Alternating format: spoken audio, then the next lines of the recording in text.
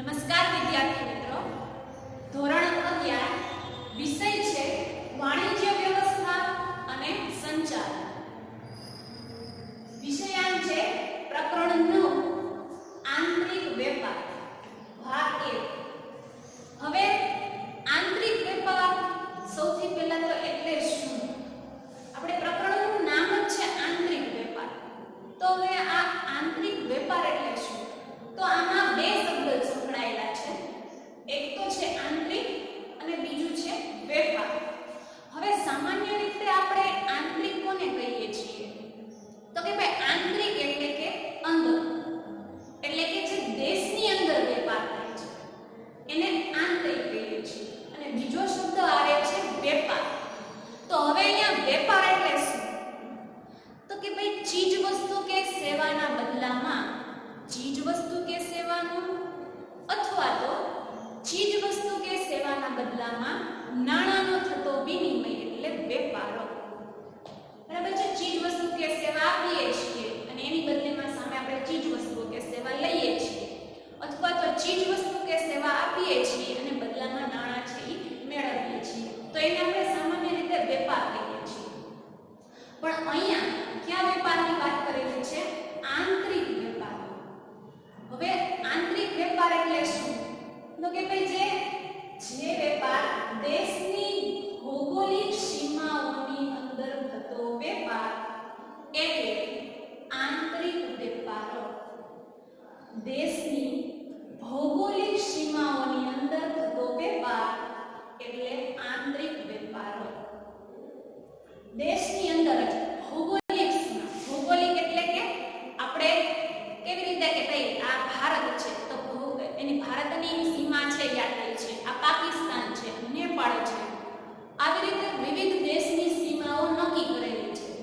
તો આ સીમાઓને ધ્યાનમાં રાખીને જે દેશની સીમાની અંદર જ જે વેપાર થાય છે, વિદેશ વેપાર નથી થતો.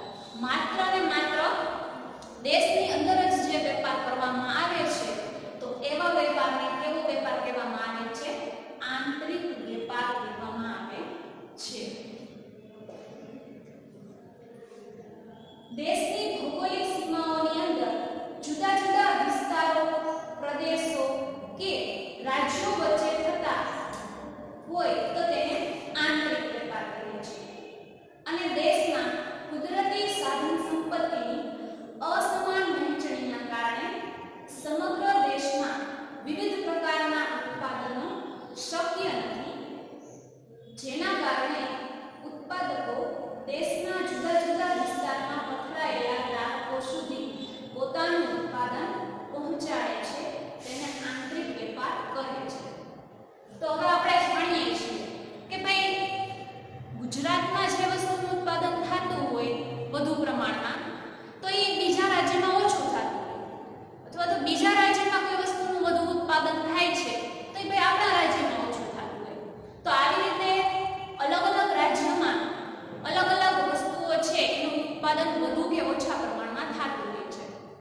તો એક રાજ્યમાંથી બીજા રાજ્યમાં આ વસ્તુ છે એ પહોંચાડવામાં આવે છે, અથવા તો કોઈ એક પ્રદેશમાંથી બીજા પ્રદેશમાં આ વસ્તુઓ કે સેવા છે એનો વિનિમય કરવામાં આવે છે, એટલે કે આપ-લે કરવામાં આવે છે. તો આવા વેપારને કેવો વેપાર કહેવામાં આવે છે? આંતરિક વેપાર કહેવામાં આવે છે. આંતરિક વેપારમાં જે તે દેશનું ચલણ, તોલમાપ, વેપારી રીત રસમો તેમજ કાયદાકીય બાબતો સમાન હોય છે. બરાબર છે? હવે કારણ કે ભાઈ આંતરિક વેપાર છે તો આ વેપાર આપણા એક દેશ પૂરતો થાય છે, એટલા માટે કે ભાઈ આપણા દેશની અંદર જ જે આપણું ચલણ છે એ સરખું જ રહેવાનું છે. ભારતની અંદર આપણું ચલણ જાણીએ છીએ કે ભાઈ રૂપિયો છે, તો તમે કોઈ પણ રાજ્યમાં વેપાર કરશો તો તમારું જે ચલણ રૂપિયો છે એને જ રહેવાનું છે, સેમ બધી જગ્યાએ. અને બીજું કે ભાઈ તોલમાપ પણ છે, બરાબર છે? ગ્રામ, કિલોગ્રામ જે આપણે વજન માપીએ છીએ તો તમે કોઈ પણ રાજ્યની અંદર વેપાર કરશો તો એનું તોલમાપ પણ સરખું જ રહેવાનું છે. અને વેપારી રીત રસમો અને જે કાયદાકીય બાબતો છે એ પણ સમાન જ રહેવાની છે. આંતરિક વેપારમાં માલની હેરફેર સરળ હોવાને કારણે સમય ઓછો લાગે છે અને જોખમ ઓછું હોય છે, તેમજ ખરીદનાર અને વેચનાર વચ્ચે સંપર્ક સરળતાપૂર્વક રાખી શકાય છે. હવે આંતરિક વેપાર છે તો એની અંદર જોખમનું પ્રમાણ ઓછું છે. શું કામ ને? કારણ કે આ વેપાર આપણા દેશની અંદર જ થાય છે, એટલા માટે એની અંદર જોખમનું તત્વ છે એ ઓછું રહેલું છે અને ખરીદનાર અને વેચનાર છે બંને પક્ષકાર વચ્ચે સંપર્ક પણ સરળતાથી થઈ શકે, કારણ કે આ વેપાર દેશની અંદર જ થાય છે. વિદેશમાં ક્યાંય પણ આપણે સંપર્ક કરવાની જરૂર પડતી નથી, એટલા માટે આંતરિક વેપાર છે એની અંદર જોખમનું તત્વ પણ ઓછું છે અને બીજું એ કે આ વેપાર છે એ સરળતાથી થઈ શકે.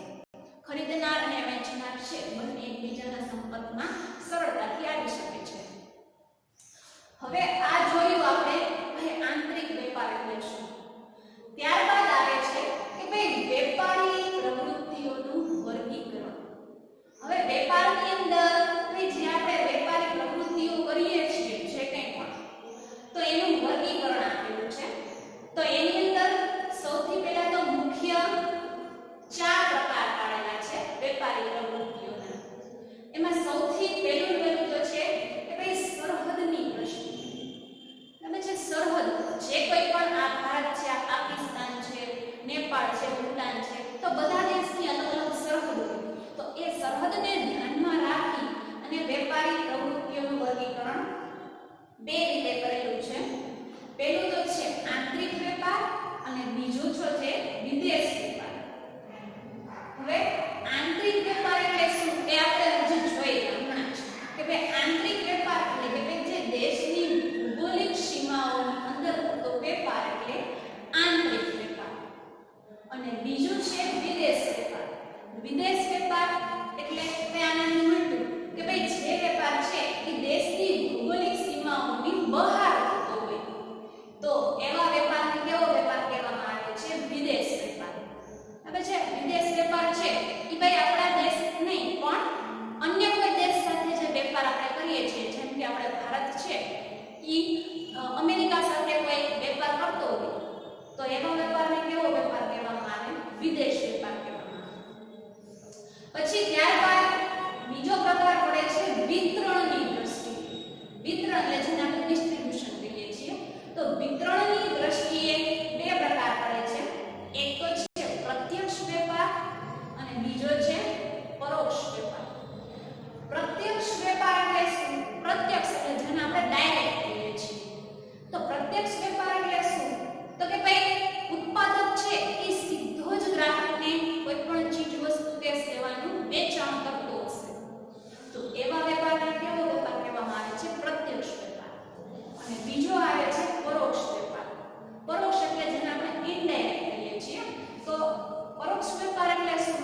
તો ઉત્પાદક છે એ સીધો ગ્રાહકને વસ્તુનું વેચાણ કરતો હશે નહીં, પણ વચ્ચે પોતે શું કરતો હશે? મધ્યસ્થીઓ રાખતો હશે. તો આવી રીતે વેપાર જોઈએ તો 2 પ્રકાર પડે છે વેપારના. એક તો છે જથ્થાબંધ વેપાર અને બીજું છે છૂટક વેપાર. જથ્થાબંધ વેપાર એટલે કે આપણે ખૂબ મોટા જથ્થામાં માલની ખરીદી કરતા હશું ઉત્પાદક સુધી, પછી ગ્રાહકને પૂરો પાડતા હશું. અને છૂટક વેપાર એટલે શું? તો કે છૂટક વેપારી છે ઈ પોતે જથ્થાબંધ વેપારી પાસેથી અથવા તો ઉત્પાદક પાસેથી મોટા જથ્થામાં અથવા તો જોઈએ એટલા જરૂર પ્રમાણમાં માલ સામાનની ખરીદી કરી અને ગ્રાહકને પૂરો પાડતો હશે, તો આવા વેપારને છૂટક વેપાર કહેવામાં આવે છે. ત્યારબાદ ત્રીજો પ્રકાર પડે છે નાણાં ચૂકવણીની દ્રષ્ટિએ. નાણાં ચૂકવણીની દ્રષ્ટિએ 2 પ્રકાર પડે છે. એક તો છે શાક પર અને બીજું આવે છે રોકડ પર. હવે નામ જ શું છે કે નાણાં ચૂકવણીની દ્રષ્ટિએ. નાણાં ચૂકવણીની દ્રષ્ટિએ એક તો છે શાક. શાક એટલે કે ઉધાર માલની ખરીદી અથવા તો વેચાણ કરવામાં આવે, તો એને શાક પર વેપાર કહેવામાં આવે. અને બીજું આવે છે રોકડ પર. રોકડ પર વેપાર એટલે કે રોકડ ચૂકવીને જે કોઈ પણ વેપાર કરવામાં આવતો હોય, ચીજ વસ્તુ કે સેવાની ખરીદી કરવામાં આવતી હોય, તો એને રોકડ વેપાર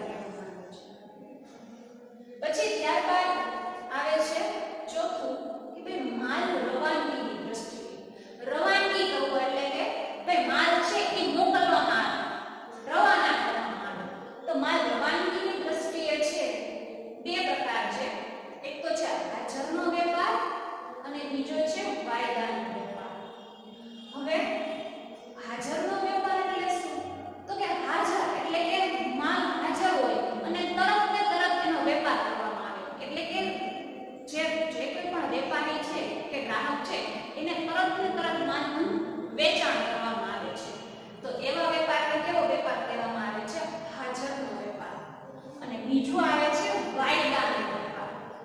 વાયદાનો નામ શું છે? વાયદો. વાયદો એટલે કે ભાઈ વચન આપે છે કે ભાઈ ભવિષ્યમાં આ સમયે કે આ તારીખે જે જરૂરિયાત છે એ મુજબનો માલ સામાન ઈ ગ્રાહકને પહોંચાડવામાં આવશે અને એ વસ્તુનું વેચાણ કરવામાં આવશે. બરાબર છે? તો એવા વેપારને કેવો વેપાર કહેવામાં આવે છે? વાયદાનો વેપાર. તો આપણે આ આખું વેપારી પ્રવૃત્તિનું વર્ગીકરણ છે એ જોઈ ગયા. બરાબર છે?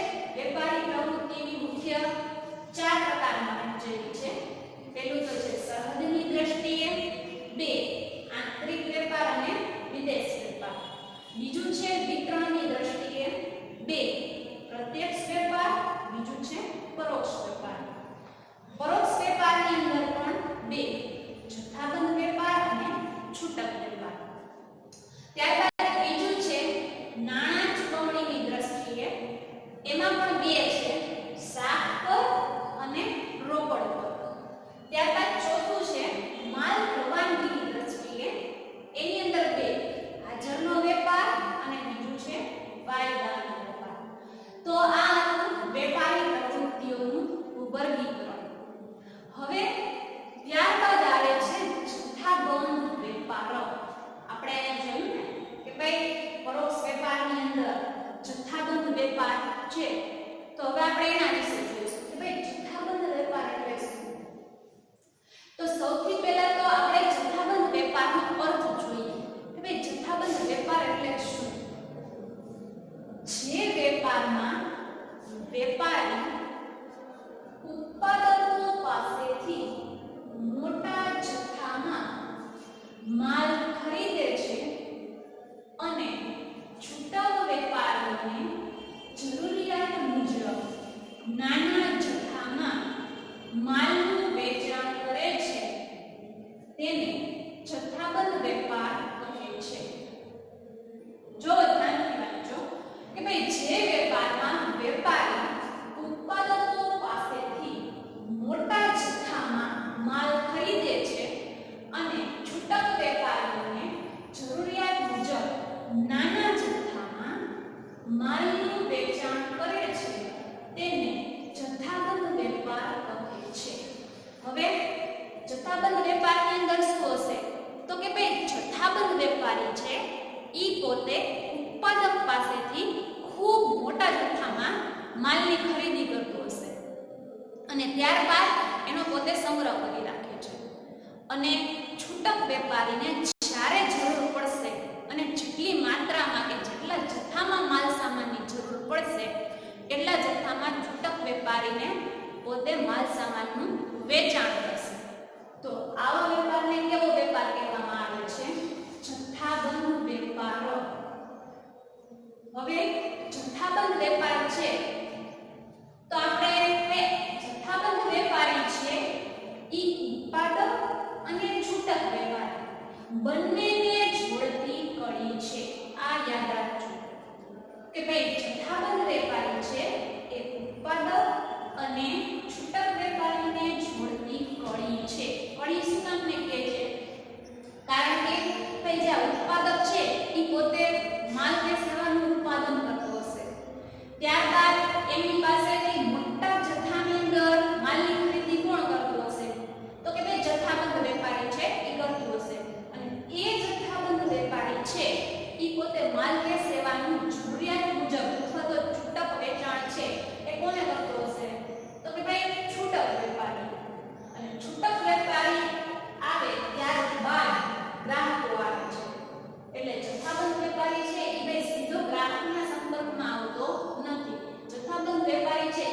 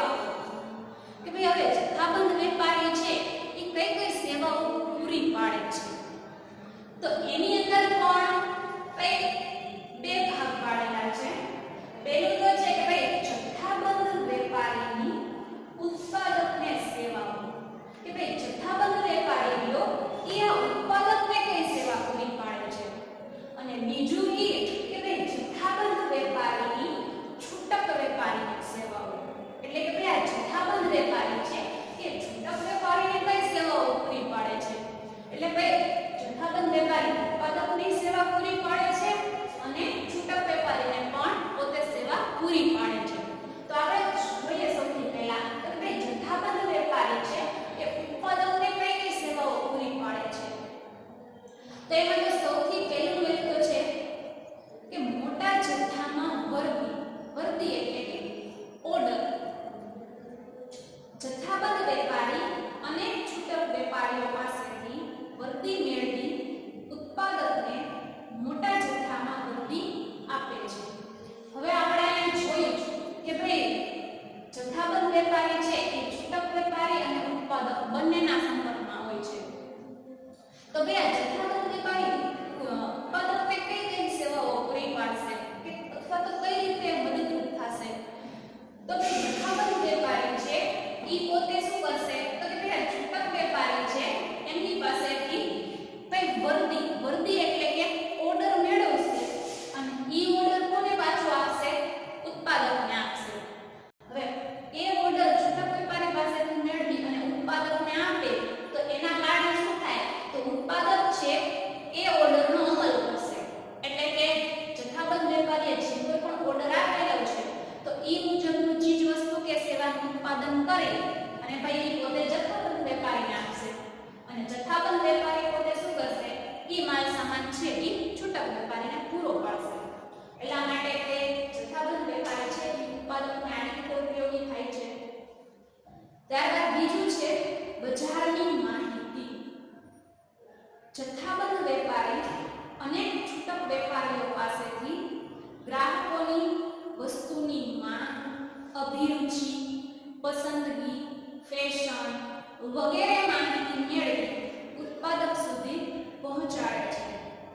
તેથી ઉત્પાદક બજારની વર્તમાન પરિસ્થિતિથી વાકેફ થાય છે અને કેટલીક વખત માલના સંદર્ભમાં જરૂરિયાત મુજબ ફેરફાર સૂચવે છે. હવે આપણે અહીંયા જોયું હમણાં જ કે ભાઈ જથ્થાબંધ વેપારી છે એ ડાયરેક્ટલી એટલે કે સીધો જ ગ્રાહકના સંપર્કમાં આવતો નથી, પણ એ કોના સંપર્કમાં આવે છે? છૂટક વેપારીના સંપર્કમાં. એટલા માટે હવે છૂટક વેપારી છે એના સંપર્કમાં ડાયરેક્ટલી સીધો જ ગ્રાહક છે એ પોતે આવે છે. એટલા માટે જે કોઈ પણ ગ્રાહકની જે માંગ છે કે એની અભિરુચિ છે, શોખ છે, ટેવ છે અથવા તો કયા પ્રકારની ફેશનની વસ્તુની માંગ કરે છે, તો આ બધી જ ગ્રાહકો વિશેની માહિતી છે એ બધી કોની પાસે હોય છે? છૂટક વેપારી પાસે. કારણ કે છૂટક વેપારી છે એ પોતે ગ્રાહકના સીધા સંપર્કમાં આવતો હોય છે. એટલા માટે તો આ બધી માહિતી છે ગ્રાહકો વિશેની એ બધી જથ્થાબંધ વેપારી છે એ પોતે છૂટક વેપારી પાસેથી મેળવી અને કોને પૂરી પાડે છે? ઉત્પાદકને પૂરી પાડે છે. શું કામ ને? કારણ કે ઈ માહિતી છે એ ભાઈ ઉત્પાદક માટે ખૂબ જરૂરી છે. હવે ગ્રાહકની જે કોઈ પણ શોખ છે, ફેશન, અભિરુચિ, તો આ બધાની માહિતી જો ઉત્પાદક પાસે હશે તો ઉત્પાદક છે એ પોતે એવા પ્રકારની પેદાશોનું સર્જન કરશે. એટલે કે એવી ચીજ વસ્તુઓનું પોતે ઉત્પાદન કરશે અને ગ્રાહકની જરૂરિયાત છે એ સંતોષશે. તો આવી રીતે જથ્થાબંધ વેપારી છે એ ગ્રાહકો વિશેની માહિતી છે એ છૂટક વેપારી પાસેથી મેળવી અને ઉત્પાદકને પૂરી પાડે છે. ત્યારબાદ ત્રીજું છે માલના સંગ્રહ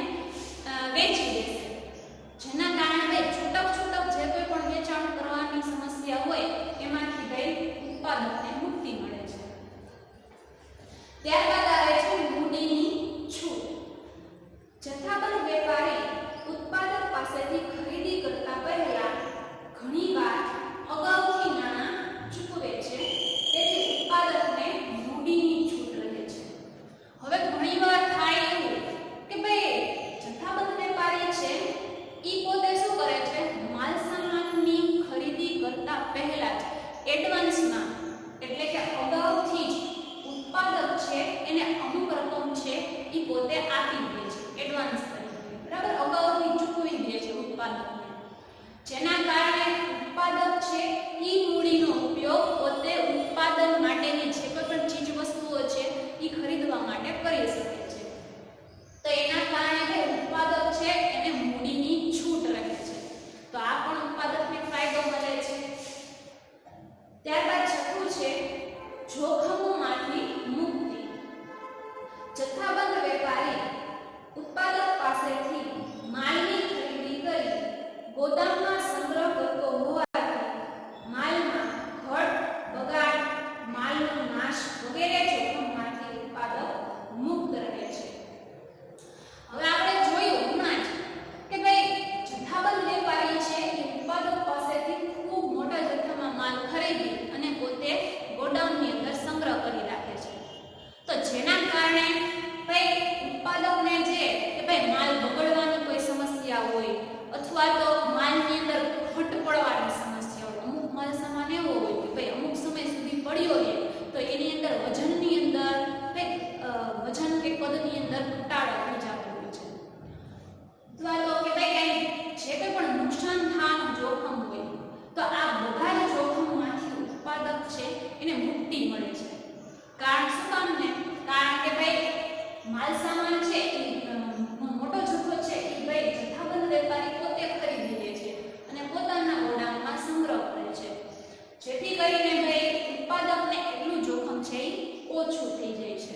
તો આ પણ ઉત્પાદકને ફાયદો થાય છે. તો આ બધી સેવાઓ છે એ જથ્થાબંધ વેપારી છે એ પોતે ઉત્પાદકને પૂરી પાડે છે. એ આપણે જોઈ ગયા. હવે ત્યારબાદ આવે છે કે ભાઈ જથ્થાબંધ વેપારીની છૂટક વેપારીની સેવાઓ. હવે જથ્થાબંધ વેપારી છે એ છૂટક વેપારીને કઈ કઈ સેવાઓ પૂરી પાડે છે, એટલે કે ભાઈ જથ્થાબંધ વેપારી છે એ છૂટક વેપારીને કઈ રીતે મદદરૂપ થાય છે તેમાં જોઈએ તો સૌથી પ્રથમ છે જરૂરિયાત પ્રમાણે માલ. જથ્થાબંધ વેપારી છૂટક વેપારીને જ્યારે જોઈએ ત્યારે પૂરતા જથ્થામાં માલ પૂરો પાડે છે. તેથી છૂટક વેપારીએ માલનો સંગ્રહ કરવો પડતો નથી. હવે આપણે આમાં જોયું એમ કે ભાઈ જથ્થાબંધ વેપારી છે એ ઉત્પાદક પાસેથી મોટા જથ્થામાં માલની ખરીદી અને પોતે એના ગોડાઉનની અંદર સંગ્રહ કરી રાખે છે. અને છૂટક વેપારીને જોઈએ એ મુજબ ચીજવસ્તુ કે સેવાનું છૂટક વેચાણ કરે છે. એટલે કે ભાઈ છૂટક વેપારીને જ્યારે જોશે ને જેટલા માત્રામાં જોશે એટલો ચીજવસ્તુ કે સેવાનો પુરવઠો છે એ જથ્થાબંધ વેપારી પૂરો પાડે છે. જેથી કરીને ભાઈ છૂટક વેપારી છે એને ભાઈ કોઈ પ્રકારનો માલ સંગ્રહ છે એ કરવો પડતો નથી. તો માલ સંગ્રહમાંથી છૂટક વેપારીને મુક્તિ મળે છે. તો આ છૂટક વેપારીને ફાયદો મળે છે. ત્યારબાદ બીજું છે શાક પર માલ. જથ્થાબંધ વેપારી છૂટક વેપારીને શાક પર માલનું વેચાણ કરે છે. તેથી તેઓ ઓછી મૂડીએ વધુ વેપાર કરી શકે. હવે ઘણીવાર એવું થાય કે ભાઈ છૂટક વેપારી છે એ દરરોજ પોતે જથ્થાબંધ વેપારી પાસેથી માલની ખરીદી કરતો હોય તો એકબીજાના સંપર્કમાં વારંવાર આવતા હોય તો ઘણી વખત શું કરે કે ભાઈ છૂટક વેપારી છે એ પોતે શાક ઉપર જથ્થાબંધ વેપારી પાસેથી માલની ખરીદી કરે છે. શાક એટલે કે ભાઈ ઉધાર ઉપર. તો આવી રીતે જથ્થાબંધ વેપારી છે એ પોતે શાક પર માલની ખરીદી કરી શકે છે. જેથી કરીને ભાઈ મૂડીની એને છૂટ રહે છે. એટલે કે એટલી મૂડી છે એનો ઉપયોગ પોતે અન્ય કોઈ જગ્યાએ છૂટક વેપારી છે એ પોતે કરી શકે છે. તો છૂટક વેપારીને આ પણ ફાયદો છે. ત્યારબાદ ત્રીજું છે જાહેરાત ખર્ચમાં ઘટાડો. જથ્થાબંધ વેપારીએ કરેલ જાહેરાત અને વેચાણ વૃદ્ધિના પ્રયત્નો લાભ છૂટક વેપારીને મળે છે. માટે છૂટક વેપારીના જાહેરાત ખર્ચમાં ઘટાડો થાય છે. હવે કે ભાઈ જાહેરાત ખર્ચમાં ઘટાડો છે એ છૂટક વેપારીને થાય. શું કામ ને? કારણ કે ભાઈ જાહેરાત છે એ અગાઉ જ કોને કરેલી હશે તો કે ભાઈ જથ્થાબંધ વેપારી. જથ્થાબંધ વેપારીએ પોતે અગાઉ જ જાહેરાત પણ કરેલી હશે અને બીજું કે ભાઈ વેચાણ વૃદ્ધિના પ્રયત્નો એટલે કે ભાઈ વેચાણ પોતાનું સતત ને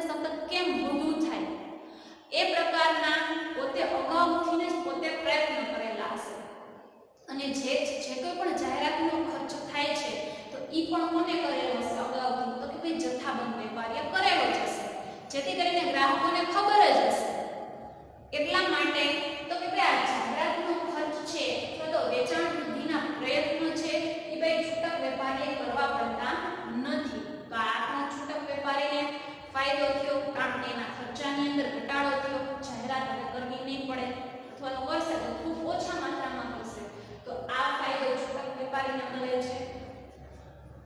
ત્યારબાદ આવે છે ચોથું, ફરિયાદોનો નિકાલ. છૂટક વેપારી ગ્રાહકો પાસેથી મળે માલ અંગેની ફરિયાદો જથ્થાબંધ વેપારી મારફતે ઉત્પાદક સુધી પહોંચાડી તેનો ઝડપી નિકાલ કરવામાં જથ્થાબંધ વેપારી મદદરૂપ થાય છે. હવે કંઈ પણ ફરિયાદો હોય, ધારો કે ગ્રાહકો તરફથી કોઈ ચીજ વસ્તુ કે સેવા છે એને લગતી કોઈ પણ ફરિયાદો આવી હોય તો એ પોતે કોને આપશે? તો કે ભાઈ છૂટક વેપારીને ફરિયાદો કરશે. અને છૂટક વેપારી પોતે શું કરશે? તો કે ભાઈ એ જે ગ્રાહકની સમસ્યાઓ છે કે ફરિયાદો છે એ જથ્થાબંધ વેપારી સુધી પહોંચાડશે, અને જથ્થાબંધ વેપારી પોતે કોના સુધી પહોંચાડશે? ઉત્પાદક સુધી પહોંચાડશે. એટલે જેના કારણે શું થાય કે ભાઈ જે ગ્રાહકની જે કોઈ પણ ફરિયાદ છે તો એનો ઝડપથી નિકાલ થાય. એટલા માટે છૂટક વેપારી શું કરશે કે ભાઈ ગ્રાહકની જે કોઈ પણ ફરિયાદો છે એ સાંભળી અને જથ્થાબંધ વેપારીને પહોંચાડશે, અને જથ્થાબંધ વેપારી પોતે ઉત્પાદકને પહોંચાડશે, જેથી કરીને ભાઈ ગ્રાહકની જે કોઈ પણ સમસ્યા છે એનો ઝડપથી નિકાલ થાય. એટલા માટે ત્યારબાદ પાંચમું છે જોખમમાંથી મુક્તિ. જથ્થાબંધ વેપારી માલનો સંગ્રહ કરતો હોવાથી માલમાં ઘટ, બગાડ, માલને નુકસાન, ભાવમાં વધઘટ જેવા જોખમમાંથી છૂટક વેપારીને મુક્તિ અપાવે છે.